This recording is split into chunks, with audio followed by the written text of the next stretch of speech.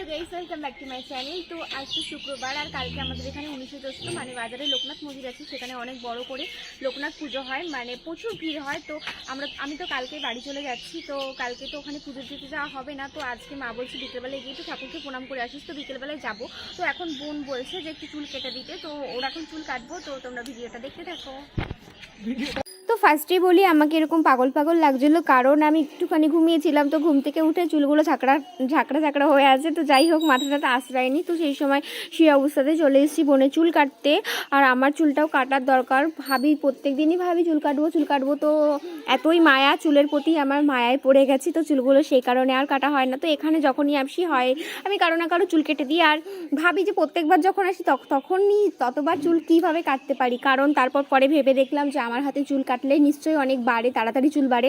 তো সেই কারণেই আমি যখনই আসি তখনই সবাই আমার কাছ থেকে চুল কাটতে চায়। তো যাই হোক, বোনের চুল অনেকটা বড় ছিল, আমি কেটে অনেকটা ছোট করে দিয়েছি, কারণ এইটুকুনি মেয়ে আর এত বড় বড় চুল রেখে কি হবে। তার ওর চুলটা অনেক সুন্দর ছিল, গোছ আছে ওর চুলে অনেক, তাই আমার কাটতেও খুব মজা লাগছিল। তারপর বোনের চুল কাটার পর আমার মা বলছে আমার চুলটা একটু কেটে দিস, আমি লাইনে দাঁড়িয়ে আছি। আমি বললাম ঠিক আছে, তুমি ওয়েট করো, আমি ওর চুলটা কাটা হোক, তারপর আমি দেখছি কতদূর কী করা যায়। আর প্রচুর গরম ছিল, গরমে তো আমি ঘেমে ঠেমে একাকার হয়ে যাচ্ছি। আর ভিডিও যে করছিল সে হচ্ছে গিয়ে আমার ভাই, মানে আমার কাকার ছেলে। তো ওকে আমি বলছিলাম আমাকে দেখাস না, কারণ ফোনে আমাকে এত মোটা লাগে, জানি না কেন।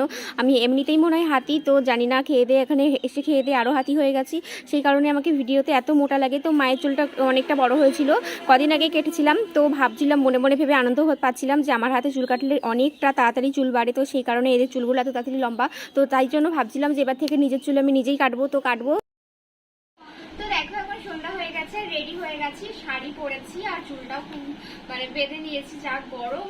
তো আমরা এখন যাচ্ছি লোকনাথ মন্দিরে, মানে ধুবুলিয়া বাজারেই লোকনাথ মন্দির। তো সেখানে কালকে 19 জ্যৈষ্ঠর পুজো আছে। তো আর প্রচুর ভিড় হয়, মানে অনেক দূর দূর থেকে লোক আসে। তো কালকে তো আমি থাকবো না, চলে যাব। তো সেই জন্য আজকে যাচ্ছি প্রণাম করতে, যাচ্ছি হচ্ছে গিয়ে আমি, মাম্মা, সুমন, আদি আর আমার কাকার মেয়ে বলো। তো এরা যাচ্ছি, তো চল। তো দেখো আমরা টোটোর জন্য বেরিয়ে পড়েছি রাস্তায়। তো রাস্তায় বাড়ি থেকে বেরিয়ে দেখি একটা টোটোওয়ালা আছে, তো ওনার টোটোতে উঠে আমরা এখন চলে যাব বাজারে। তো আর এখানে তো বাড়ির থেকে বেরোলেই টোটো বাস পাই, তাই ভাবি যে শ্বশুরবাড়িতে গেলে তো ওখানে কোথাও যাওয়ার জন্য টোটো অটোতের জন্যই লেগে যায় 1.5 ঘন্টা, তারপর গন্তব্যস্থলে গিয়ে পৌঁছাই। তো এই দেখো আমরা বাজারে চলে এসেছি। লোকনাথ মন্দির যেহেতু রাস্তার ওই পারে, তো আমাদের তো এই মানে এই পার থেকে ওই পারে তো যাওয়া যাবে না। তো সেই জন্য লোকনাথ মন্দিরের সামনে আমাদের নামিয়েছিল। আর দেখো মন্দিরটা কত সুন্দর করেছে, আগে এতটা সুন্দর ছিল না, মানে মন্দিরটা ছিল খালি, এই বাইরে এই সেটগুলো নতুন করেছে, এগুলো ছিল না। তো করে খুব ভালো হয়েছে, কারণ অনেক ভিড় হয়, অনেক দূর থেকে ভক্ত আসে, তো তাদের রোদে গরমে কষ্ট হয়। তো সেই জন্য মনে হয় এগুলো করেছে। তো আগে যখন আমরা আসতাম না, তখন তো মানে আগে প্রত্যেক বছর আসতাম 19 জ্যৈষ্ঠতে পুজো দিতে, যখন বিয়ে হয়নি, বিয়ের আগে। আর এমনিতেও আসতাম প্রত্যেক বছর, পাশ করার পর আমার মনে আছে, পাশ করার পর প্রত্যেক বছর পুজো দিতে আসতাম, মনে হতো যেন ঠাকুরকে বলে কই আমরা পাশ করেছি।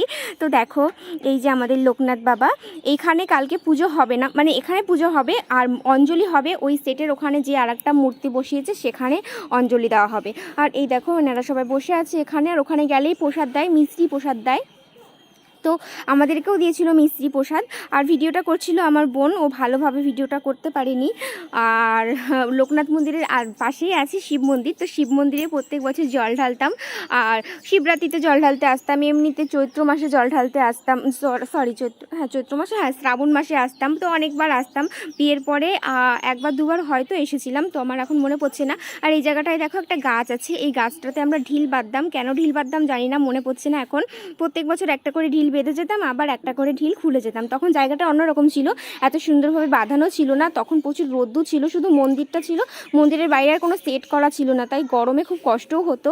তো এই দেখো সেই ভোলে বাবার মন্দির, এখানে সবাই জল ঢালতে আসে, প্রচুর মানে প্রচুর ভিড় হয়, মানে লোকনাথ মন্দিরে যারা পুজো দিতে আসে এখানেও তারা জল ঢালে। তো যখন শিবরাত্রি হতোই মন্দিরে প্রচুর ভিড় হতো।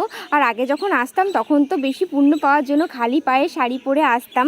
আর এখানে দেখো খিচুড়ি দিচ্ছিল, আর আমরা খিচুড়ি খেয়েছিলাম।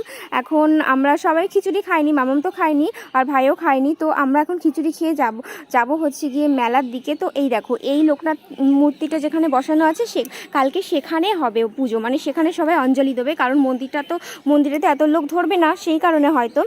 আর এখন আমরা যাচ্ছি মেলার দিকে।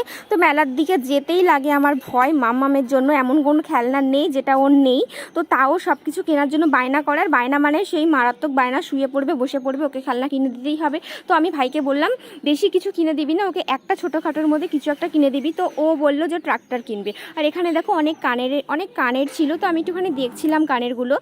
এখন আর আমি বড় কানের বেশি কিনি না, মানে পরি না, এখন আর আমার পরতে ভালো লাগে না, তাই আমি কিনি না। মানে মনে হয় যেন ছোটো কানেরই পরি, কিন্তু দেখতে খুব ভালো লাগে তাই একটু দেখছিলাম।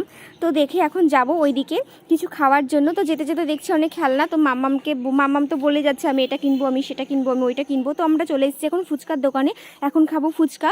আর ফুচকাওয়ালাটা মাম্মামকে একটা পাতা দেয়নি বলে মাম্মাম খুব ঝামেলা করছিল। আর কাকুটা খুব কিপটে ছিল মনে হয় একটা পাতা, সেই জন্য বাচ্চাটার জন্য খরচ করেনি। তো ফুচকা খেয়ে আমরা এখন এসেছি আম পান্নার দোকানে, মানে ওখানে আম পোড়ার শরবত খাবো বলে। তো আম পোড়ার শরবত বলেছে, গরমে ঠান্ডা ঠান্ডা খেতে ভালো লাগে। আর আইসক্রিম তো সবসময় খাই, তাই জন্য বললাম একটু আম পোড়ার শরবত খাবো। আর মাম্মামকে দেখো সেই একটা ফুচকা দিয়েছিল আলু দিয়ে, ও সেটাই শেষ করতে পারছে না, ও সেটাই খুটখুট করে খেয়ে যাচ্ছি ইঁদুরের মতন। তো দেখো, আর এই দেখো আমাদের আম পোড়ার শরবতটা খুব টেস্টি ছিল, তো খাচ্ছিলাম। তো আর এখানে ভিডিও করছিল বোন। তো আমরা এখন খেয়ে দিয়ে যাবো কখন বাড়িতে সেটা ভাবছি। প্রচুর গরম লাগছে, তার মধ্যে তো পরেছি শাড়ি। আর বাইরে বেরোলে গরমকালে আমার এটা মনে হয় যে কখন জানি না ঝড় উঠে যাবে, আর ঝড়কে আমি প্রচুর ভয় পাই। তো এখানে বাদাম কিনতে এসেছিলাম, বাদাম কিনে তারপরে মামামের জন্য এখনও খেলনা কেনা হয়নি, তারপরে একটা ট্রাক্টর কিনে ওর মামা কিনে দিয়েছে ট্রাক্টর কিনে তারপরে আমরা চলে যাচ্ছিলাম বাড়ি। তো ওখানে বাইরে এটা হলো মন্দিরের ভেতরে মেলা, আর রাস্তার দুই সাইডেও প্রচুর মেলা বসেছে, সেই দোকানগুলো আমরা যাইনি। তো সেই দোকানে আমার ভাই একটা চশমা কিনবে বলছিল, তো আমি একটা টুক করে চশমা পরে দেখে নিলাম। তো ও একটা চশমা পরেছে, তো ফার্স্টে চশমাটা পরেছিল, আমি বললাম ভালো লাগছে না দেখতে, তো অন্য একটা চশমা নিয়েছে। তো এখন চশমা নেওয়া হয়ে গেছে, এখন আমরা যাব বাড়িতে।